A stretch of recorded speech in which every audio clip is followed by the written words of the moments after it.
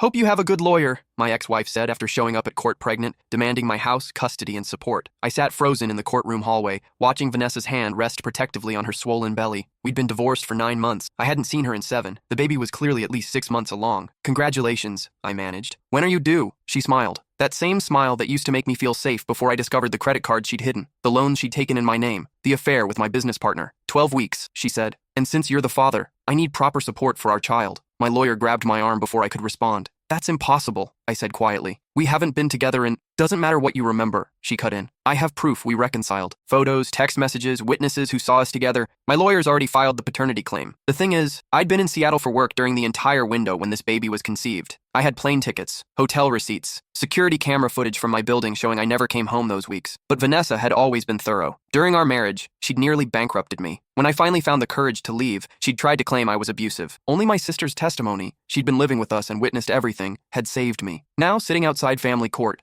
I watched her perform for the gathering crowd. She'd worn a loose dress that emphasized her condition, and her attorney looked like he charged $500 an hour. I'll see you in there, Vanessa said sweetly. Oh, and I've already moved back into the house. Changed the locks this morning. Judge Patterson is very sympathetic to pregnant women. She disappeared into the courtroom. My lawyer pulled out his phone. Tell me you kept everything from the divorce. Every document, I said, including the forensic accountant's report showing she stole $87,000 from our joint accounts. That won't matter if she can prove paternity. She can't. I wasn't even in the state when— Unless she doctors evidence, he interrupted, which, based on her history, seems likely. Inside the courtroom, Judge Patterson, a woman in her 60s with kind eyes, reviewed the emergency filing. Vanessa sat with perfect posture, occasionally touching her stomach. Your Honor, her lawyer began, my client is 6 months pregnant with the defendant's child. She's been living in poverty while he enjoys their marital home. She simply wants what's rightfully hers and proper support for their baby. The judge looked at me. Is this your child? No, Your Honor. That's biologically impossible. I have proof I was in Seattle during— He's lying, Vanessa interrupted, tears streaming down her face. He always lies. That's why I left him. He was cruel and controlling, and now he's abandoning his own child. Her lawyer produced a thick folder. We have text messages showing they were intimate during the relevant time period. We have witnesses who saw them together. We even have photoshopped evidence, my lawyer cut in, which we're prepared to prove. Judge Patterson held up her hand. This is an emergency hearing for temporary support and housing. We'll schedule a full hearing with paternity testing. In the meantime— Your Honor, I said, standing, before you make any temporary orders, there's something you should know about my ex-wife. My lawyer tried to pull me back down, but I stayed standing. She's done this before. The courtroom went silent. Your Honor, Vanessa's lawyer objected.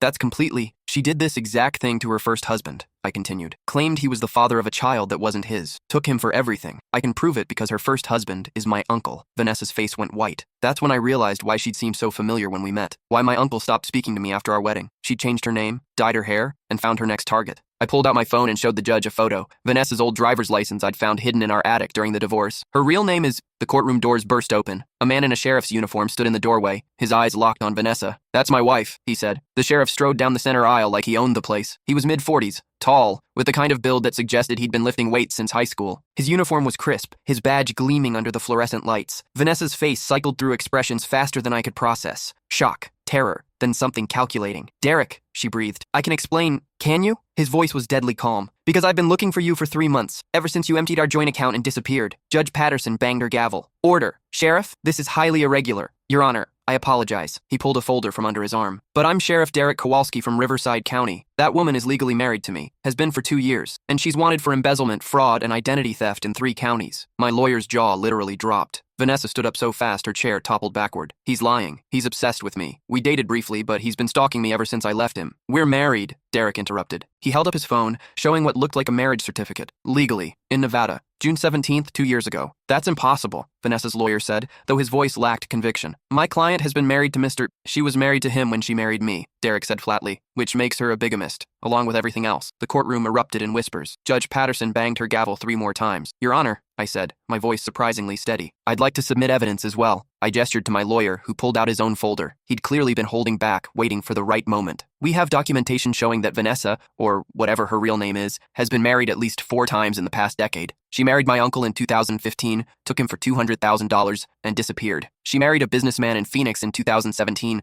another in Denver in 2019. Each time she got pregnant, claimed the child was theirs, secured assets, and vanished. These are lies, Vanessa hissed, but her lawyer had gone pale. The interesting thing, my lawyer continued, is that she's never actually had any of these children. There are no birth records, no evidence any baby was ever born. Derek stepped closer. She told me she was pregnant too, used it to get me to refinance my house, take out a loan against my pension. Then one day I came home and she was gone, along with $180,000. And the pregnancy? Judge Patterson asked. Never existed, or it ended, I don't know. But 3 months later, here she is, 6 months along with someone else's baby. All eyes turned to Vanessa. This is insane, she said. You're all conspiring against me. I'm a victim here. Ma'am, Judge Patterson's voice cut through the room like ice. You're claiming to be 6 months pregnant, but you just told the court you're due in 12 weeks. That's 3 months. Which is it? Silence. Vanessa's hand dropped from her stomach. I misspoke.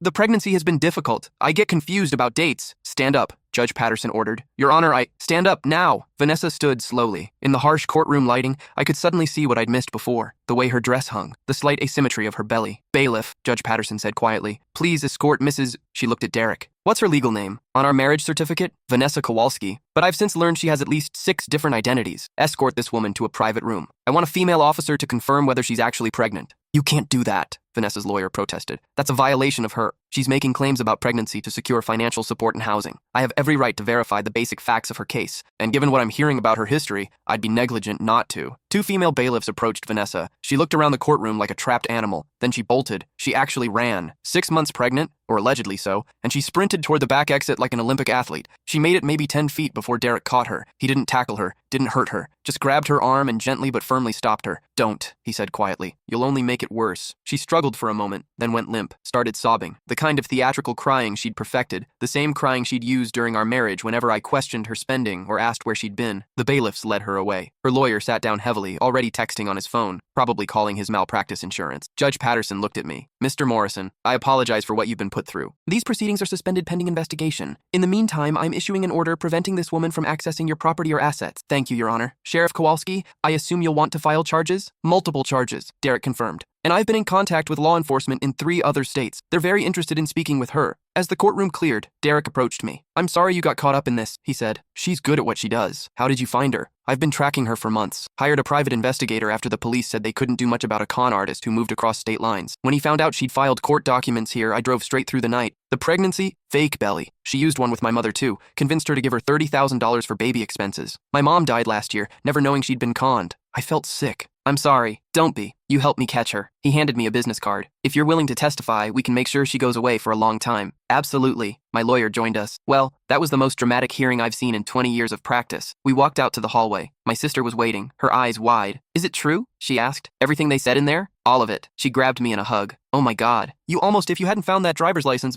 I know. But here's the thing. I had found it, and I'd spent the past 3 months of our divorce doing what I should have done before I married her. Actual research. Because after she'd tried to claim I was abusive, after she'd nearly succeeded in taking everything, I'd gotten paranoid, obsessive even. I'd hired my own investigator, searched public records, found the trail of marriages and divorces, the pattern of pregnant women who never had babies, the deaths and destroyed lives. My uncle had been the first I'd found. When I'd contacted him, he'd broken down, told me everything, how she'd seemed perfect at first, how she'd isolated him from his family, how she'd faked a pregnancy, miscarriage, depression, whatever narrative worked to extract maximum sympathy and money. I tried to warn you, he'd said, when I heard you were getting married, but she'd already poisoned you against me, hadn't she? He was right. Vanessa had mentioned my uncle was difficult and unstable. I'd accepted it without question. After my uncle, I'd found 3 more men, all with similar stories, all too ashamed to press charges or go public, all just wanting to forget and rebuild their lives. I'd documented everything, created a file so detailed that my lawyer said it looked like a FBI case report, and I'd waited, because I knew she'd come back. Con artists always do. They can't resist the lure of unfinished business, of money they think they're owed. When she'd filed her emergency petition, I'd been almost relieved. Finally, I could end this. The female bailiffs returned 15 minutes later. One of them approached Judge Patterson and whispered something. The judge's expression hardened. Bring her back in. Vanessa returned with her lawyer. She'd stopped crying. Now she just looked defeated. Mrs. Kowalski, Judge Patterson said, or whatever your name is, the officers have confirmed that your pregnancy is not real. You're wearing a prosthetic device. Would you like to explain? Vanessa said nothing. Your Honor, her lawyer said, I was completely unaware of any deception. I'm withdrawing from this case effective immediately. Noted.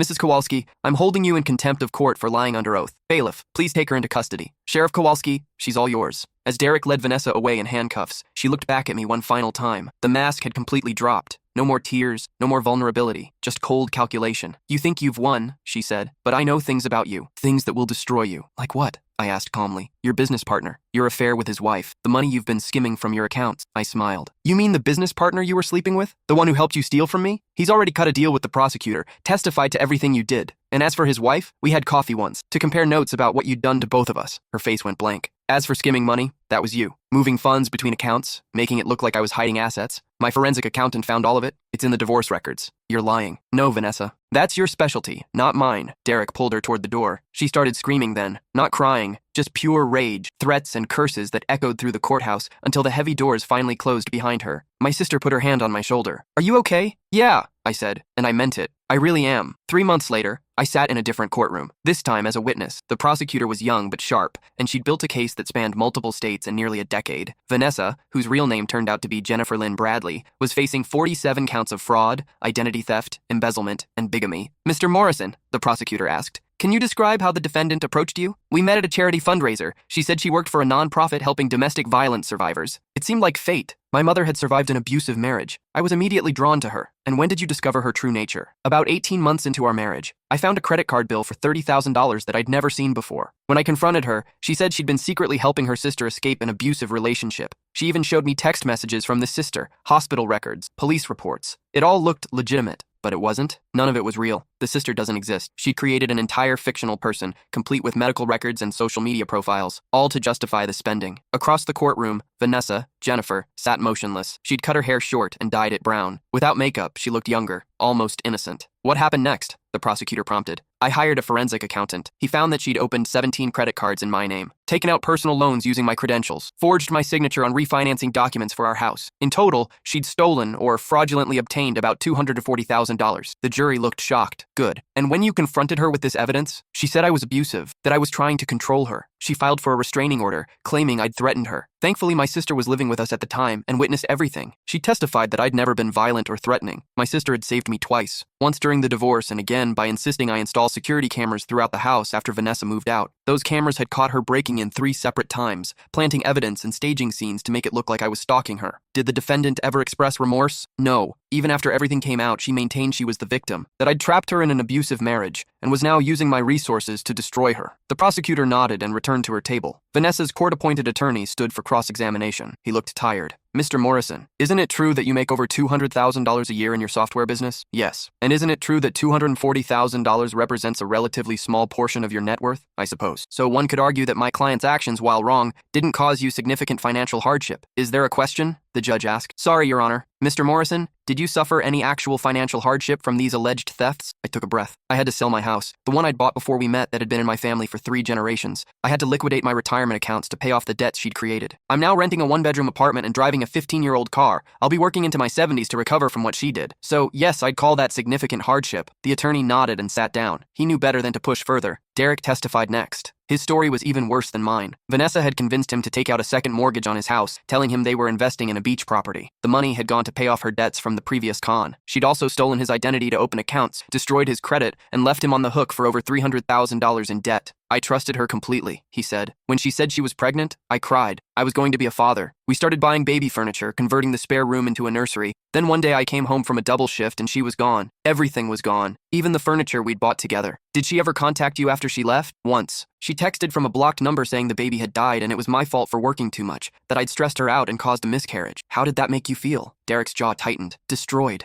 I blamed myself for months, went to therapy, couldn't work, nearly lost my job. Then a friend suggested I request medical records from her OB/GYN. That's when I learned she'd never been pregnant at all, never even seen a doctor. The prosecution rested after 2 days of testimony. We'd brought 7 victims to testify. 7 men whose lives Vanessa had systematically destroyed. The defense's case was brief. Vanessa didn't testify. Her lawyer advised against it. Instead, they called a psychologist who testified about her difficult childhood, her history of trauma, her possible personality disorders. People with this condition often create elaborate fantasies as a coping mechanism, the psychologist explained. They genuinely believe their own lies. So she believed she was pregnant? The prosecutor asked on cross-examination. It's possible she convinced herself. Was she pregnant? No. Did she wear a fake pregnancy belly? Yes, but did she use that fake pregnancy to extract money from multiple men? According to the evidence, yes. Does her psychological condition prevent her from understanding that stealing is wrong? The psychologist hesitated. No, thank you. No further questions. The jury deliberated for 6 hours. When they returned, the 4 women stood and read the verdict. On count 1, fraud, we find the defendant guilty. On count 2,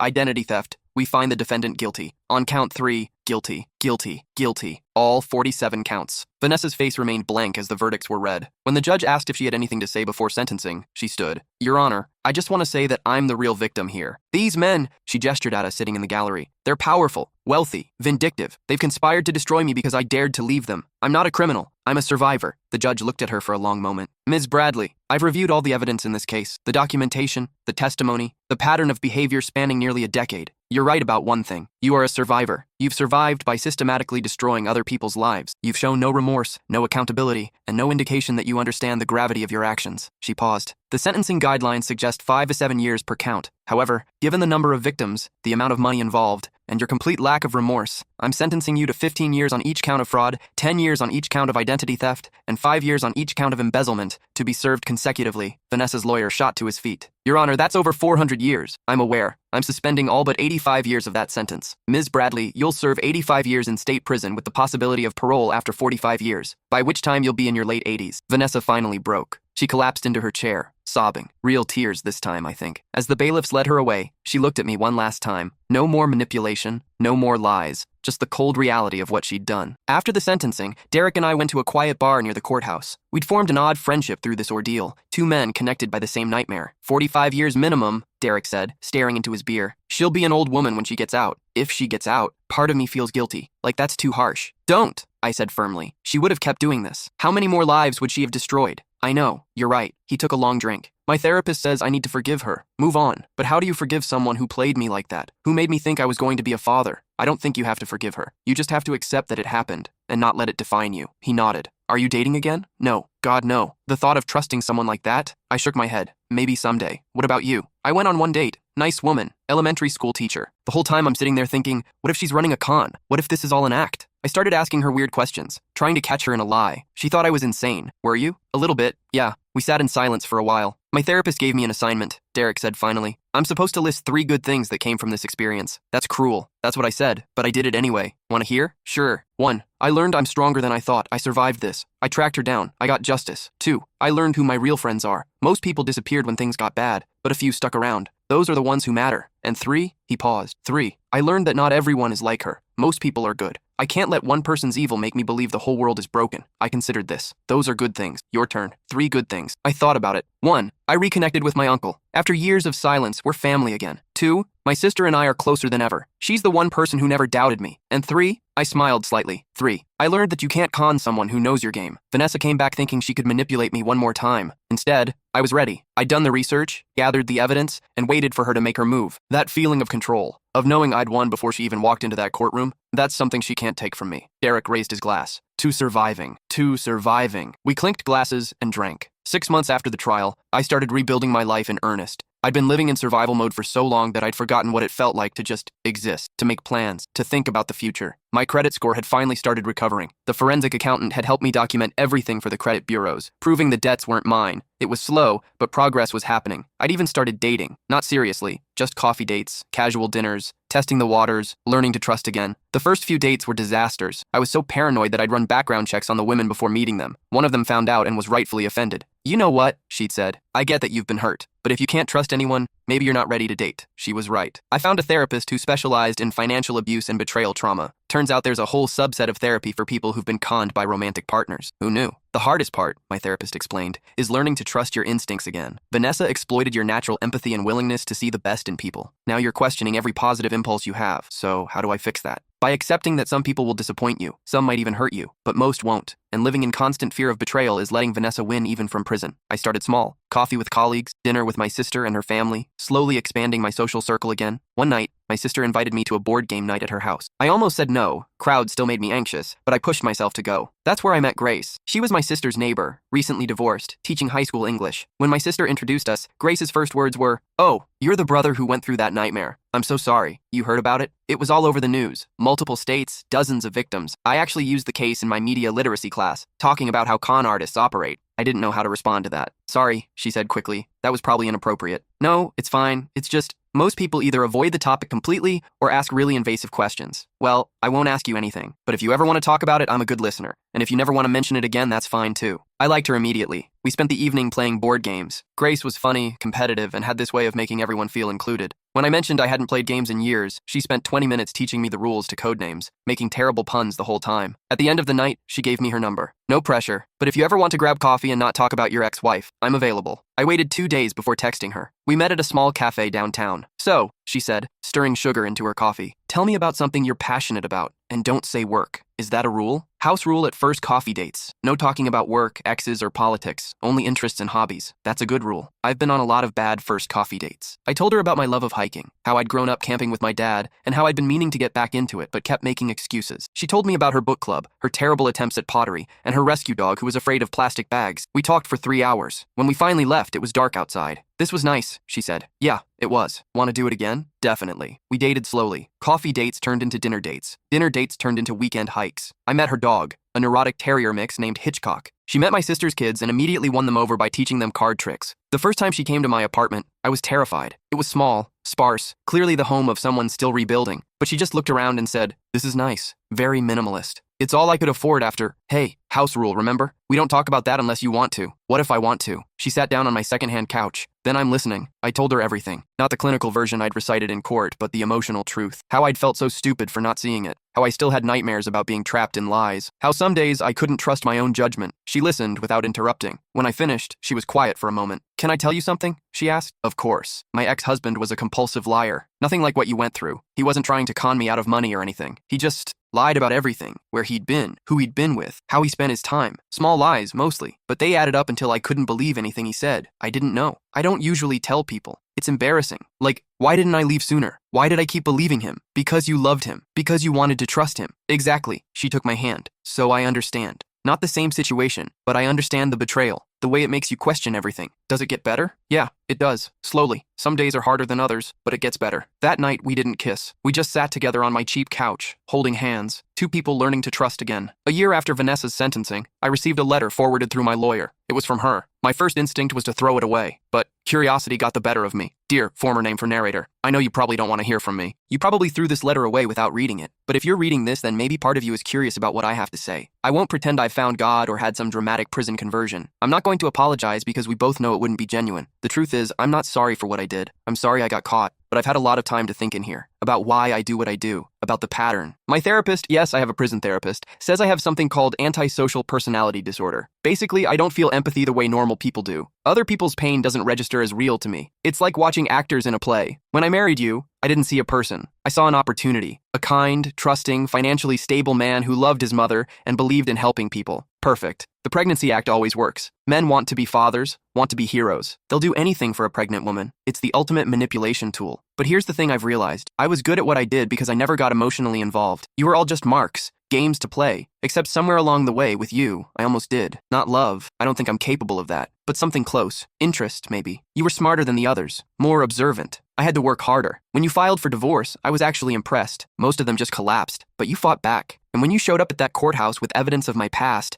I knew I'd finally met someone who played the game as well as I did. I don't expect forgiveness. I don't even want it. I just wanted you to know that in my own twisted way, you were the only one who ever saw me. The real me, not the character I was playing. I'll be in here for the rest of my life. You'll go on, rebuild, maybe even be happy. That's how this story ends. I hope you find someone who deserves you. Someone real. Jennifer. I read the letter 3 times. Then I showed it to my therapist. How does it make you feel? She asked. I don't know. Unsettled? She's trying to manipulate me even now. Is she? Isn't she? This whole you were special thing? Maybe. Or maybe she spent a year in prison with nothing to do but think about her life. People can have genuine moments of insight, even narcissists. So what do I do with this? Whatever you want. You could respond. You could ignore it. You could burn it. The important question is, does it change anything for you? I thought about it. No, I said finally. It doesn't change anything. Whether she meant it or not, whether she's being honest or manipulative, none of it matters. My life isn't about her anymore. That's growth. I went home and wrote a response. Not to send, just to get it out of my system. Jennifer, I don't forgive you. I don't wish you well. I don't think about you. You took 2 years of my life, hundreds of thousands of dollars, and my ability to trust easily. Those are things I'm still working to rebuild. But you taught me something valuable, that I'm stronger than I thought, that I can survive betrayal, that I can fight back. So thanks for that, I guess. I hope you spend the next 45 years thinking about what you did, not to me specifically, to all of us. We weren't just opportunities or marks or games. We were real people with real feelings and real lives. You said you wanted me to know you saw me. Here's the thing. I saw you too. Not the person you pretended to be, but the empty, calculating thing underneath. I'm glad you're in prison. I'm glad you'll be old if you ever get out. I'm glad you have to live with what you are. This is the last time I'll think about you. I folded the letter and put it in a drawer. Maybe someday I'd burn it. Maybe I'd keep it as a reminder. It didn't matter. 2 years after Vanessa's sentencing, Grace and I got engaged. We were hiking in the same mountains where I'd gone with my dad as a kid. She'd packed a picnic, and we found a clearing with a view of the entire valley. This is perfect, she said, spreading out the blanket. I pulled out the ring I'd been carrying for 3 weeks, waiting for the right moment. Grace, yeah? I have something to ask you. She turned and saw the ring. Her eyes widened.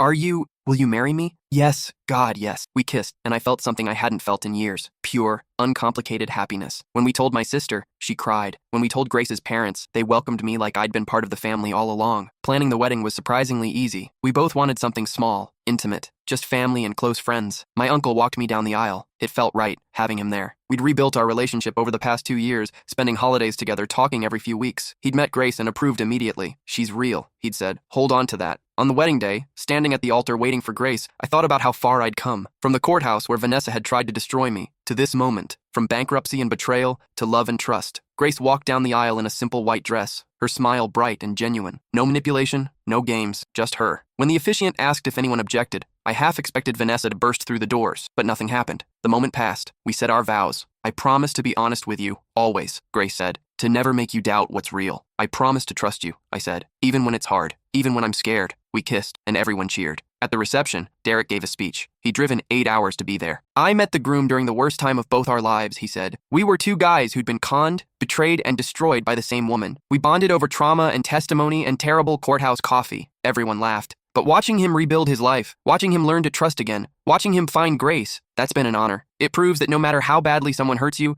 you can come back. You can be happy again. You can love again. He raised his glass. To second chances, and to people who deserve them. To second chances, everyone echoed. Later, Grace and I danced alone on the small floor. The DJ played something slow and sweet. Happy? She asked. Incredibly. No regrets? Not about this. Not about you. Good. She rested her head on my shoulder. Because you're stuck with me now. Best decision I ever made. And I meant it. Every word. 5 years after the wedding, Grace and I bought a house. Nothing fancy, a 3-bedroom colonial in a quiet neighborhood. But it was ours, really ours. We'd both worked to rebuild our credit, saved aggressively, and finally felt secure enough to invest in something permanent. The day we moved in, my sister brought champagne. My uncle helped carry boxes. Derek drove down from Riverside County with his new girlfriend, a trauma counselor he'd met at a support group. Full circle, he said, looking around the empty living room. 5 years ago, you were living in a 1-bedroom apartment, barely scraping by. Now look at you. Look at both of us, I corrected. You're doing pretty well yourself. He'd been promoted to captain, paid off his debts, and was considering running for sheriff in the next election. We survived, he said simply. We did. That night, after everyone left, Grace and I sat on the floor of our empty living room, eating pizza from boxes. Tell me something, she said. Do you ever think about her? Vanessa? Yeah, I considered the question. Sometimes, usually when I see something about con artists on the news, or when someone mentions the trial, but it's different now, like remembering a bad flu. It was awful at the time, but it's over. I'm immune now. That's a good way to put it. What made you think of her? I don't know. I guess I wanted to make sure you're really okay, that you're not just pretending for me. I took her hand. I'm not pretending. For the first time in years, everything is exactly what it seems. This house is real. You're real. Our life together is real. That's all I need. She kissed me. Good answer. We spent the weekend unpacking, arranging furniture, making the house ours. Grace hung her artwork. Abstract pieces she'd been working on in her pottery class. I set up my home office, organizing the files and documents I'd kept from the trial. Are you going to keep all that forever? Grace asked, looking at the boxes. I don't know. Part of me thinks I should burn it all, move on completely. But another part thinks, what if someone else needs it? What if Vanessa gets parole someday and they need evidence? She's not getting parole. Not in our lifetime. Probably not. But still, keep it then. But maybe not in the house? Storage unit? That's fair. A week later, I moved all the boxes to a climate-controlled storage unit across town. Out of sight, out of mind, but available if needed. 7 years after Vanessa's sentencing, I got a call from the prosecutor. I wanted to give you a heads up, she said. Jennifer Bradley filed for early parole. It won't be granted. She's served less than 1/5 of her sentence. But the victims have a right to submit impact statements if they want. Do you need me to?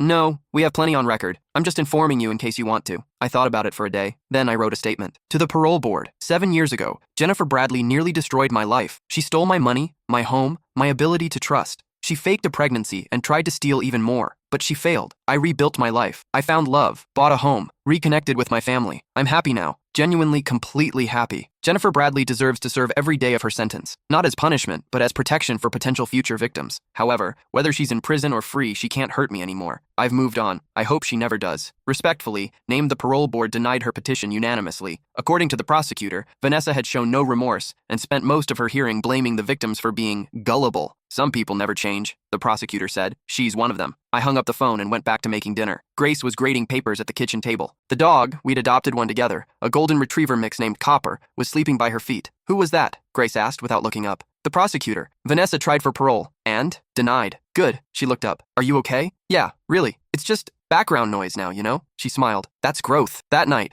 lying in bed, Grace asked me the same question she'd asked when we first started dating. Tell me 3 good things that came from what happened with Vanessa. I'd answered differently each time she asked. It had become a tradition, her way of helping me reframe the trauma. 1. I learned to do my homework. I don't just trust blindly anymore. I verify. That's made me better at business, better at relationships, better at life. 2.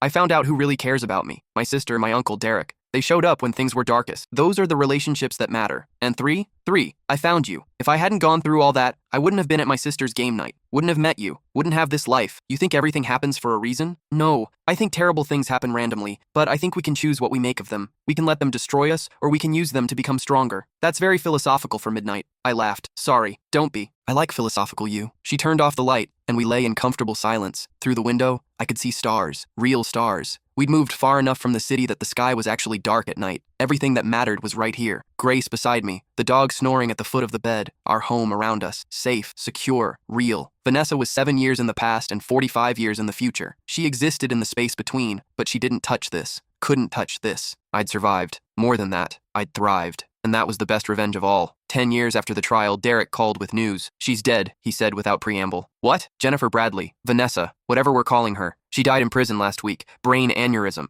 Just gone. I sat down heavily. How do you feel about it? I don't know. Relieved? Guilty for feeling relieved? It's complicated. Yeah, there's no funeral. No family claimed the body. She's being cremated by the state. Sounds about right. Are you okay? He asked. Honestly, I think so. It's weird. I spent so much time afraid she'd somehow get out, come back, hurt someone else, and now she's just gone. End of a chapter. End of the whole book. We talked for a while longer. About his campaign for sheriff, he was leading in the polls. About my business, I'd started consulting for companies on fraud prevention. About Grace, we were talking about adopting kids. After we hung up, I told Grace the news. How do you feel? She asked, always her first question. I don't know. She was such a massive presence in my life for so long. This villain, this source of fear, and now she's just not. It's anticlimactic. Death usually is. I guess I thought I'd feel something more. Satisfaction, maybe. Or closure. Do you need closure? I thought about it. No, I closed that chapter years ago. This is just confirmation. That night, I took out the storage unit key. Grace drove with me to the facility. We loaded all the boxes, years of evidence, documentation, testimony, into the trunk. At home, we built a fire in our backyard pit. One by one, I fed the documents into the flames. Police reports, financial records, court transcripts, my own journals from the worst days. You sure about this? Grace asked. I'm sure. The last thing I burned was the letter Vanessa had sent from prison. I watched her handwriting curl and blacken, her words disappearing into smoke. Goodbye, I said quietly. Not to Vanessa specifically, to all of it. The fear, the anger, the trauma, all of it turning to ash. Grace put her arm around me. Feel better? Actually, yeah, I do. We watched the fire burn down to embers. Copper chased moths in the yard. The neighbors' kids were having a pool party, their laughter carrying over the fence. Life was good, simple, real. Everything Vanessa had tried to steal, I'd rebuilt better. And now she was gone, and I was here, and that was enough. More than enough. It was everything.